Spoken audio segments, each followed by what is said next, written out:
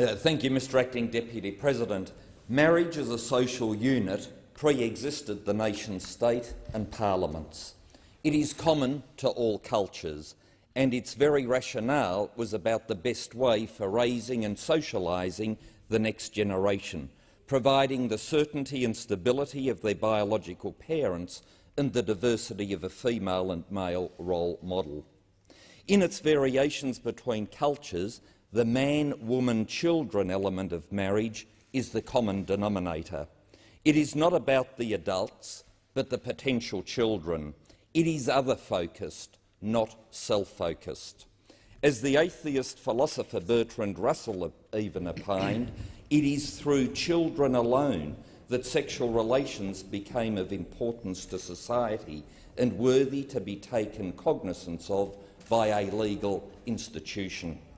Our own Australian Law Reform Commission noted marriage in Indigenous communities as a central feature of traditional Aboriginal societies, and the union was considered to be strengthened by the birth of the first child.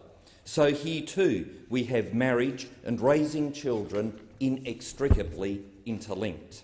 So it's not surprising that the UN in its charter acknowledges as a fundamental human right the right of marriage to men and women to, you've guessed it, form a family. In other words, have children.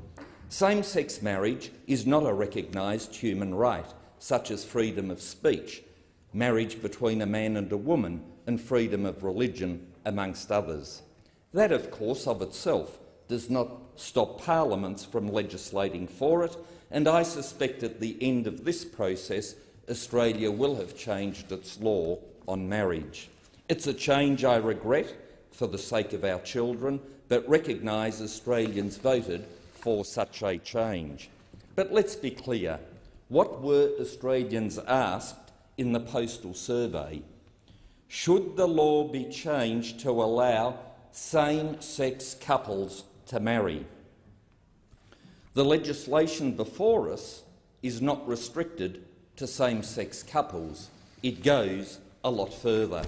The explanatory memorandum tells us under item 3, definition of marriage, at paragraph 13, same-sex couples and others will be able to marry. For example, this would include an intersex person and a gender-diverse person who is legally recognised as having a non-specific gender.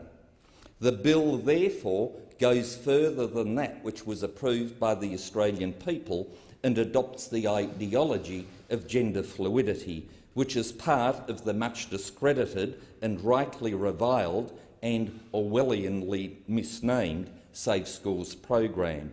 If gender fluidity were part of the campaign, the result may well have been different. And if this was always intended, then the question should have been explicit. Australians deserve an explanation as to why it wasn't. So much for a simple amendment to allow gays to marry. The gender agenda is already being stretched, and the bill goes a lot further than that for which the Australian people gave their approval. Many yes-voting Australians rightly feel betrayed that we are debating changes for which they did not vote. During the lead-up to the postal survey, we were told by yes advocates nothing would change other than gay people would be allowed to marry. We now know that to be incorrect. When our fellow Australians engaged on the consequences argument, there was a shift in popular sentiment. From an alleged consensus position of over 70% in support, we saw a 10% collapse to 60% in the actual survey result. To staunch the collapsing support, Australians were told by yes advocates that religious freedoms would be protected. Indeed, one promised their support for religious freedom was stronger than their support for changing the Marriage Act. Yet now we are being asked to wave through the changes without any substantial protection to freedoms, such as parental rights to guide the moral education of their children, freedom of speech, freedom of religion and freedom of conscience, all of which are fundamental, well-established, internationally accepted rights enshrined in treaties and covenants, rights which are inalienable to each of us. Rights which government can't take away nor give because they are inalienable. As a direct result of the consequences argument in this debate, we are now to have a full inquiry into religious freedoms. But after this bill, having been told religious freedoms are more important, it seems strange we should deal with these matters in reverse order. Further, we were told by a Yes advocate, the key question is, who do you trust? A coalition government that respects the rights and liberties of the individual, or Labor and the Greens who don't care about religious liberty? And here we are with a bill that Labor and Greens have accepted as a starting point, which does restrict freedoms. Even Mr Shorten said he wouldn't support legislation which impinges on religious freedoms. Well, it's time to deliver on those promises. Given the Australian people were told that these freedoms would not be assaulted or compromised, one would have expected full agreement with the proposed Patterson bill. Yet, regrettably, the vehemence of the opposition from some quarters exposes there are consequences, and they actually want the rights-restricting consequences, consequences which are there for all to see in other countries that have changed the definition of marriage. Consequences threatening private schools, closure of charities and parental rights. These are not imaginary. For example, in the United Kingdom, the Charities Commission for England and Wales removed the charitable status of 19 Catholic adoption and foster agencies because they preferred not to adopt or foster to same-sex couples. In Johns and Derby County Council 2011, the English High Court supported a local council decision that a Christian couple with traditional views on sexual ethics who had very successfully fostered many children would not make suitable foster carers anymore because they would not be open to promoting or accepting a homosexual lifestyle. In Washington state, Baronel Stutzman was successfully sued in the Benton County Superior Court for declining a request to provide flowers for a same-sex wedding. Flowers had been provided previously to the complainant, so the issue for the florist was not the person's attribute, but the particular activity which caused the issue.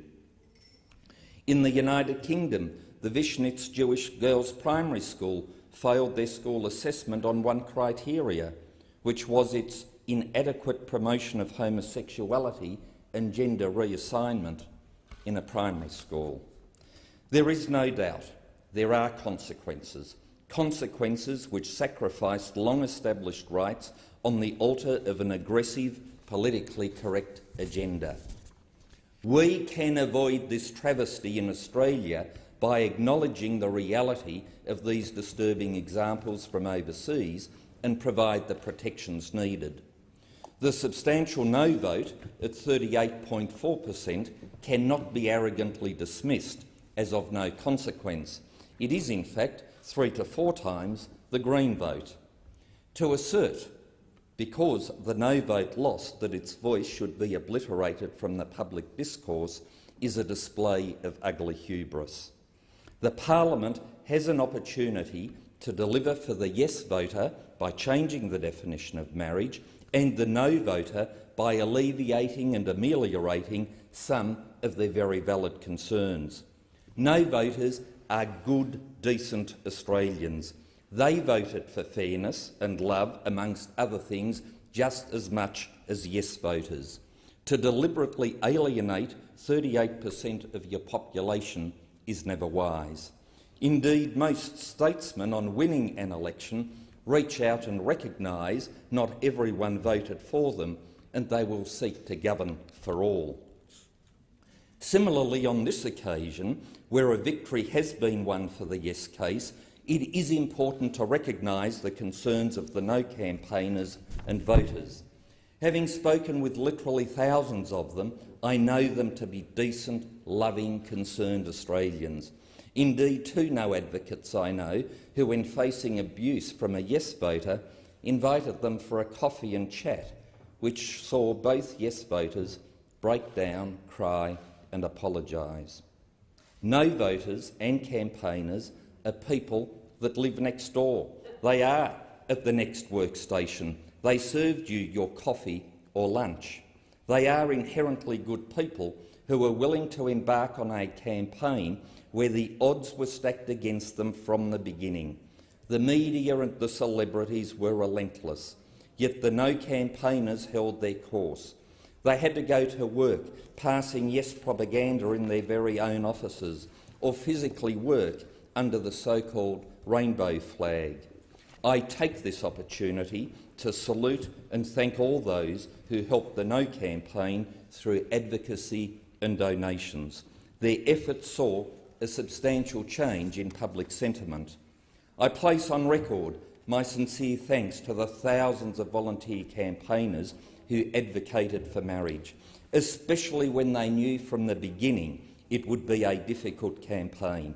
They put principle before populism and made the case for marriage in a calm and respectful way. I pay particular tribute to Lyle Shelton, Karina Ockertell, Sophie York, Damien Wild, along with the mothers and the tradie who were the public face of the campaign, and Israel Folau.